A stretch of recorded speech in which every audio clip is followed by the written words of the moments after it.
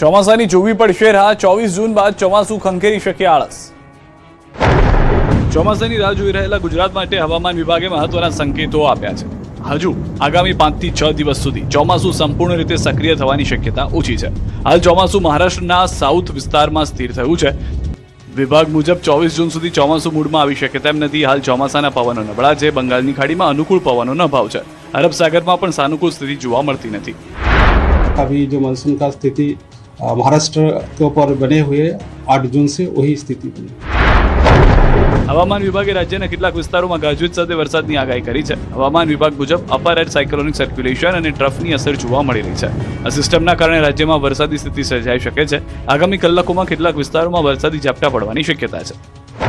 મહીસાગર, દાહોદ, છોટાઉદેપુર, પંચમહાલ અને ખેડા જિલ્લામાં વરસાદી માહોલ જોવા મળી શકે છે। આ વિસ્તારોમાં ગાજવીજ સાથે વરસાદ પડવાની શક્યતા વ્યક્ત કરવામાં આવી છે। સાથે જ ભારે પવન અને વીજળી પડવાની સંભાવના પણ હવામાન વિભાગે દર્શાવી છે। અમદાવાદ શહેરમાં વાદળછાયું વાતાવરણ રહેશે તેવી આગાહી છે।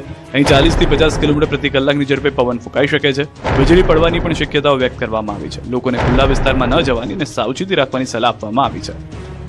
महीसागर, दाहोद, छोटाउदेपुर, पंचमहल, बड़ोदरा और खेदा के लिए दिया गया है। तो 20 से लेकर 25 जून तक इसके हल्का इक्का दुक्का स्थान में हल्का सा मध्यम बरसात का संभावना रहेगी गुजरात रीजन।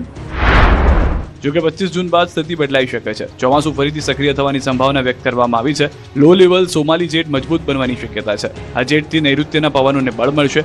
અરબ સાગરમાંથી ભેજવાળા પવનોમાં વધારો થઈ શકે। અરબ સાગરમાં સાયક્લોનિક સર્ક્યુલેશન સર્જાવાની પણ શક્યતા છે। બંગાળની ખાડીમાં પણ સાયક્લોનિક સર્ક્યુલેશન બની શકે છે। બંને સિસ્ટમો ભેગી થઈને ચોમાસાને મજબૂતી આપી શકે છે। બિહારથી બંગાળની ખાડી સુધી ટ્રફ લાઇન બનવાની શક્યતા છે। તિબ્બત વિસ્તારમાં હાઈ પ્રેશર વધુ મજબૂત બનશે।